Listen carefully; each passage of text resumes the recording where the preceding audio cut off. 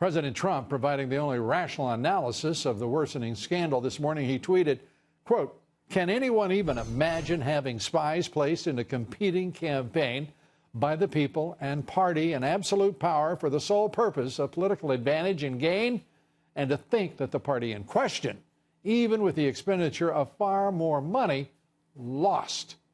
Joining me now, Judicial Watch President Tom Fitton. Tom, good to have you with us. And I have to say, doesn't the president make compelling, clear sense beyond anything anyone else is tweeting or writing? Oh, he's definitely showing leadership on this issue. One of the reasons it's frustrating for groups like Judicial Watch is that in the government, he seems the only one making sense on this. You have some committee chairmen in the House like Devin Nunes, Charles Grassley doing independent oversight work. Trey Gowdy has stepped up a bit. But other than that, much of the Republican leadership is AWOL on this. And well, you just mentioned a name I've got a quibble about. It looks to me like Trey Gowdy is there to basically run interference for the Department of Justice with Devin Nunes.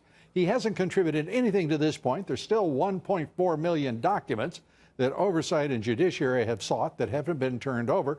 We learned that in this meeting that the people didn't actually see documents. They were briefed by the generosity of the generous officials of the DOJ who've stonewalled them throughout.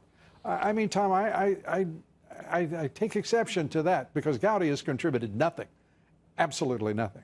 Well, Gowdy hasn't been as strong as on this as I would have liked, but given his weakness on Mueller oversight, the fact he's involved. Well, hold on. The fact that he's involved at all, Lou, shows you how extreme the Justice Department. I have to tell you how delighted I am at the comparison.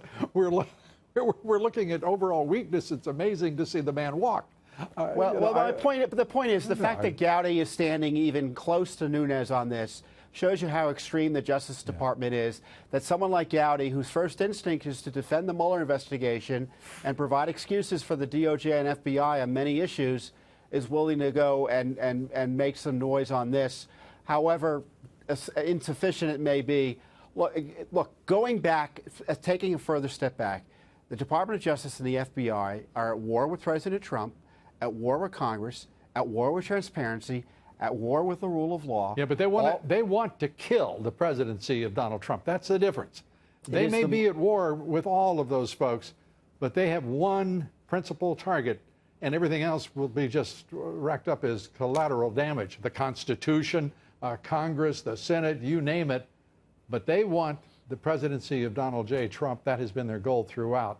And I'm telling you, rhinos like Gowdy and the others in the House and the Senate, I mean, Mark Warner is basically leading Richard Burr's Senate Intelligence Committee.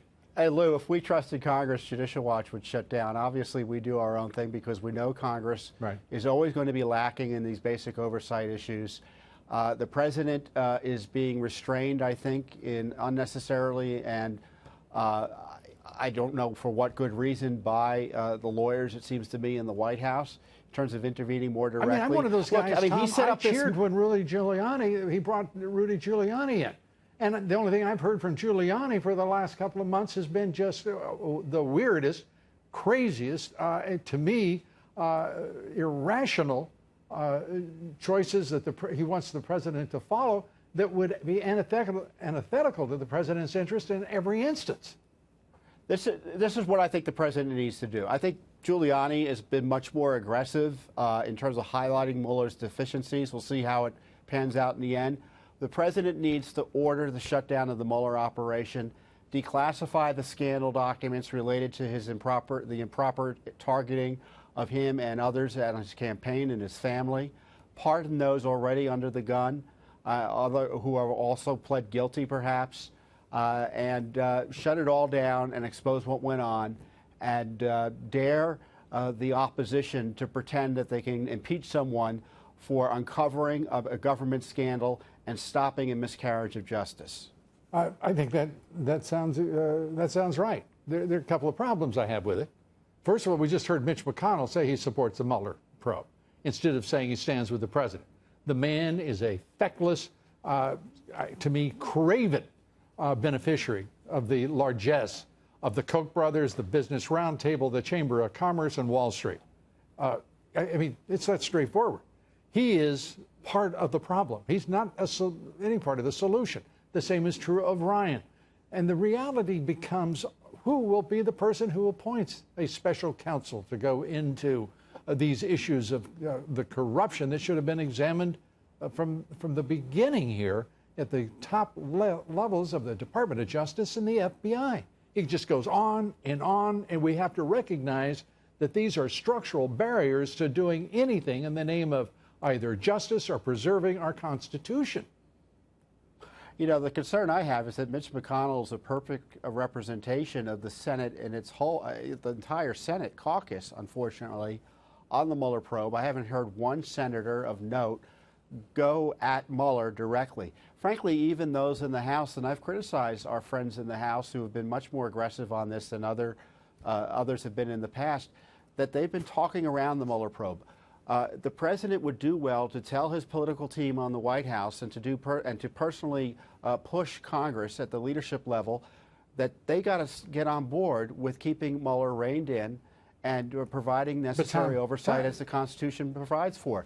It's his leadership. He's going to have to take the bull by the horns, provide leadership both for the Justice Department, the FBI, and for Congress, because I think the people are with him and the rule of law and protecting the Constitution when it comes to this Mueller probe, Spygate, and all the rest. Tom Fitton, as always, good to have you with us. Thanks for your counsel. Appreciate it. You're welcome.